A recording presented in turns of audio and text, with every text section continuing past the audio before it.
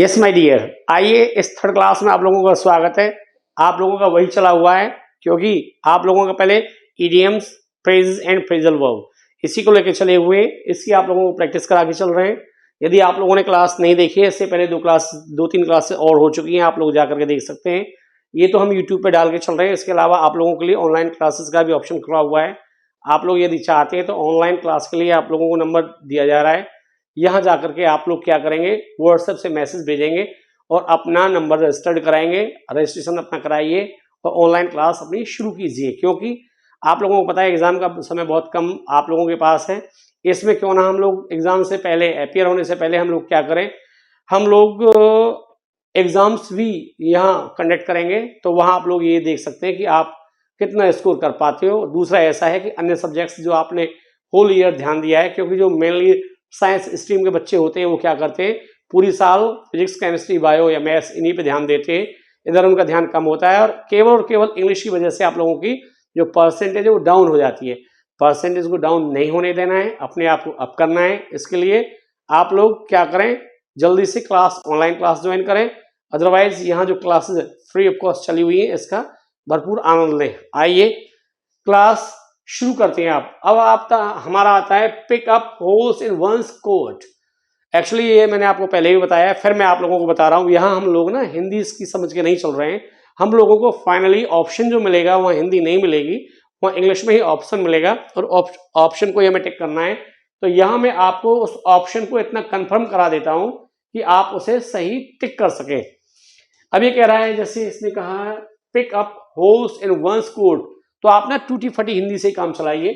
Pickup holes in one's coat. अब इसमें से आपको कुछ भी थोड़ा बहुत पता हो तो ये देखिए, नहीं तो आइए नीचे चलते हैं। जैसे कह रहा है to find some reason to quarrel. अब इसमें क्वेरल तो आपको समझ में आ ही रहा होगा। दूसरा कह रहा है रीजन भी समझ में आ रहा होगा, फाइंड भी समझ में आ रहा होगा, यानी कि कोई ऐसा कारण पाना ताकि वो झगड़ा कर सके। तो जब वो होल करेगा तो होल कैसे करेगा, क्यों करेगा, झगड़ा करने के लिए करेगा। चलो नेक्स्ट ऑप्शन देते हैं, टू डेस्ट्रॉय समथिंग, किसी चीज का नाश कर देना, उसे खत्म कर देना। तो ये तो डेस्ट्रॉय करना तो यहाँ कोई बैठता ही नहीं है। अब नेक्स्ट कह रहा है हमारा to find faults with others. अब औरों में कुछ दोष ढूंढना। नेक्स्ट ये कह रहा है to cut some part of an item, किसी चीज का कोई पार्ट छोटा कर देना, उसे छांट देना, काट देना। तो यहां जो आप लोगों को करना है, दोबारा से फिर आइए, हिंदी को भूल जाइए। अब कैसे करेंगे हम लोग, pick up holes in one's coat. It means क्या है, to find some reason to quarrel. ये आप लोगों का ऑप्शन नहीं है क्योंकि यह क्वेरल का कोई मतलब नहीं आ रहा है। नेक्स्ट है टू डेस्ट्रॉय, तो यहां ना किसी चीज को पेरिश, फिनिश भी नहीं कर रहा है। ये दो ऑप्शन आपके निकल जाते हैं। अब आता है ये दो ऑप्शन जो रह जाते हैं हमारे, to cut some part of an item, वो यहाँ किसी पार्ट को काटने की भी बारे में कोई बात नहीं कर रहा है। तो यहाँ हमारा जो बचता है to find faults with others. अब इसे आप समझ लीजिए कि ये सही है, क्यों है और इसे कैसे माइंड में सेट करें। भाई आप लोगों को ये तो पता है, हम लोग ना अपनी जो प्रेज सुनना चाहते हैं, और अगर हम करते हैं तो किसकी करते हैं, बुराई दूसरों की करते हैं। बुराई करने का मतलब क्या होता है पता है, हम दूसरों में कोई फॉल्ट फाइंड करते हैं, ढूंढते हैं। इसलिए इस प्रोवर्ब को बनाया गया है, pick up holes in one's coat, दूसरों में कोई ना कोई कमी ढूंढना। ये हिंदी में भी हम लोग यूज करते हैं। नेक्स्ट आते हैं, नेक्स्ट चलता है। अब आता है हमारा अ ब्लैक शीप। तो अ ब्लैक शीप जो है, अब वो काला तो है ही है, शीप भी है। ये कह रहा है ऑप्शन फर्स्ट में बोल रहा है एन अनलकी पर्सन, यानी कि काला होता है वो लकी नहीं होता है क्या, बहुत लकी होते हैं। अरे भाई मैं वैसे नहीं कह रहा हूं, प्लीज इस चीज को आप ऐसे ना लें कि मैं कहीं, मेरा कोई ऐसा मकसद इसके पीछे नहीं है कि भाई काले गोरे लोगों के बीच में कोई डिस्क्रिमिनेशन का नहीं है। मैं तो सिर्फ आपको पढ़ाने के पर्पज से ये सब चीजें बता रहा हूं। तो कोई ऐसा बच्चा हो या कोई ऐसी बिटिया हो, लड़की हो जो इसे देख रही हो, तो प्लीज इसे इग्नोर कर देना। काले गोरे से हमें लेना देना नहीं है, हम तो बस सिर्फ यहाँ इनका मीनिंग निकालने के लिए चले हुए हैं। एन अनलकी तो वो तो है नहीं। अब नेक्स्ट क्या कह रहा है, ये कह रहा है एन अगली पर्सन। तो भाई जो ब्लैक होता है वो अगली होता है क्या, नहीं साहब। भगवान श्री कृष्ण जो थे वो भी बहुत सुंदर है। और कैसे थे, उनका जो कलर है, कैसा कॉम्प्लेक्शन है, आप लोगों को यदि आता है तो मुझे कमेंट बॉक्स में एक बार जरूर भेजें कि भगवान श्री कृष्ण का जो कॉम्प्लेक्शन है वो कैसा है। और श्री राम का नहीं, चलो भगवान श्री कृष्ण का ही भेज दो, क्योंकि हम ब्लैक शीप को लेके चले हुए हैं। तो ब्लैक शीप को हम आगे देखते हैं। ये कह रहा है एन अनडिजायरेबल पर्सन, और लास्ट कह रहा है अनलकी पर्सन। तो देखिए अब लकी जो होगा, किस्मत वाला होगा, वो काला क्यों होगा? किस्मत वाला होगा वो तो गोरा होगा ना। ये तो आपको क्लियर हो गया। तो आप इसको ऐसे समझे, जो किस्मत वाला है वो लकी पर्सन है, वो तो एक ब्लैक शीप हो ही नहीं सकता। ये ऑप्शन तो हमारा बिल्कुल खत्म हो जाता है। इससे नेक्स्ट जो जाते हैं तो अगली, यानी कि मैंने भगवान श्री कृष्ण के बारे में आपको बताया है, तो वो अगली नहीं है। उनकी तो जो सुंदरता है विश्व में है ही नहीं। दूसरा कह रहा है एन अनलकी पर्सन, तो ये भी आप लोगों को मैंने बताया, जो काले होते हैं वो ऐसा नहीं किस्मत वाले नहीं होते, किस्मत वाले होते हैं। अब क्या कहता है, एन अनडिजायरेबल पर्सन, तो ये बात जमती है। वो कैसा है? डिजायरेबल नहीं है, वो अनडिजायरेबल है। तो आप लोगों को क्या सेट करना है? ब्लैक शीप ये कैसा है? N undesirable person. नेक्स्ट लेते हैं, अभी कहा स्नेक इन द ग्रास। अब देखिए जो ग्रास है ना वो कैसी होती है? ग्रीन होती है। स्नेक जो होते हैं उनके डिफरेंट कलर्स होते हैं और अलग अलग तरह के, या मान लीजिए ग्रीन ग्रास में ही कोई ग्रीन स्नेक भी आ जाए तो क्या हो? फिर पहले हम ऑप्शन पे जाते हैं, ऑप्शंस को देखते हैं, उसके बाद हम देखते हैं फिर क्या हो। ये कह रहा है secret enemy, a teacher's person, an unforeseen danger, and unexpected misfortune। तो देखिए जब वो ग्रास में क्या है, स्नेक इन द ग्रास, सांप है, कहां है? ग्रास में। अब 1 मिनट के लिए एन अनएक्सपेक्टेड मिसफॉर्चून, तो मिसफॉर्चून क्यों होगा भाई? दुर्भाग्य क्यों होगा? अनएक्सपेक्टेड दुर्भाग्य क्यों होगा?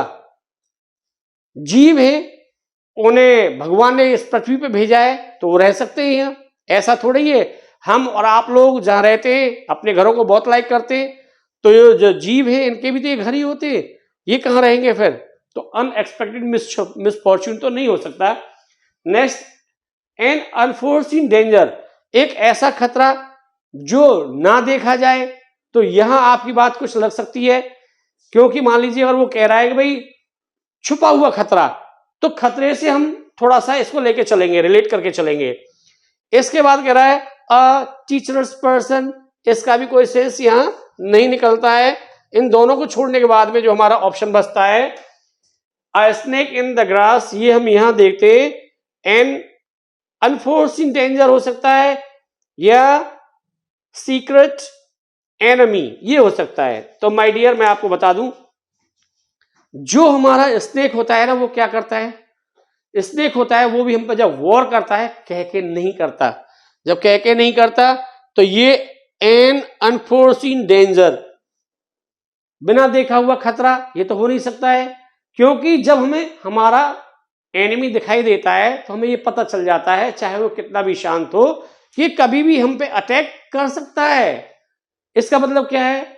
इसका मतलब सिर्फ और सिर्फ यही निकल के आता है, यहां आता है सीक्रेट एनिमी, यानी कि जो हमारा दुश्मन है ना वो छुपा हुआ है।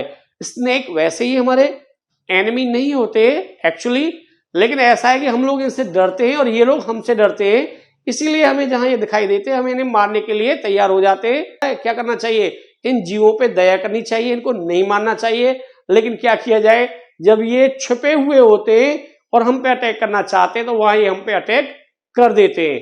तो इसलिए इसका स्नेक इन द ग्रास, इसका अर्थ क्या हो गया? Secret enemy. तो आपका ऑप्शन ए बिल्कुल ठीक बैठता है, ये आपका ऑप्शन ए बिल्कुल करेक्ट है। अब ये कह रहा है to take to one's heel. अब to take to one's heel इसका मतलब क्या है? पहले में कह रहा है टू रन अवे, दूसरे में कह रहा है to have some pain in the heels, तीसरे में कह रहा है to behave in an immoral manner, next कह रहा है टू प्रोड्यूस नो एफर्ट, भाई कोई प्रयास नहीं लगाना, तो प्रयास नहीं लगाना ये सेंस तो बिल्कुल खत्म हो जाता है। क्यों? ये कहते to take to one's heel, दूसरा क्या है to behave in an immoral manner, यहां भी इसका कोई सेंस नहीं निकलता है। मैनर से और एफर्ट से इसको कोई लेना देना नहीं है। अब ये क्या करता है, ये कहता है नेक्स्ट जो हमसे कह रहा है to have some pain in the heels, तो ये मैंने आपको शायद लास्ट क्लास में बताया था, ये वर्बल मीनिंग के साथ ऐसा स्टेटमेंट नहीं देते, क्योंकि ये जो देते हैं ये क्या करते हैं, ये उसका मीनिंग उसके बिल्कुल नजदीक देते हैं और इसमें आपको ये सिमिलर लगेंगे, लेकिन इसमें से बेस्ट एक्सप्रेशन आपको छांटना है, ये बिल्कुल सटीक आंसर कौन सा है। तो उसके लिए ना, जब ये क्या करे to take to one's heel, जब कोई अपनी हील्स को हाई करेगा तो क्या करेगा, वो भागेगा, क्यों भागते समय ही जो हील्स होती है ना वो हाई हो जाती है, इसलिए इसका मीनिंग क्या होगा, टू रन अवे, ये इसका मीनिंग होगा। तो यहां जो मैंने आपको ये कराया है, आपको इन क्लासेस में कैसा समझ में आ रहा है, ये हमें अपना रिस्पॉन्स आप पहुंचाएं। इसके अलावा चैनल यदि सब्सक्राइब नहीं किया है तो इस अवश्य सब्सक्राइब करें और वीडियो को लाइक करें, अपना रिमार्क देना ना भूलें। नेक्स्ट क्लास में आपसे फिर आके मिलता हूं, तब तक के लिए आपसे विदा लेते हैं। Thank you very much.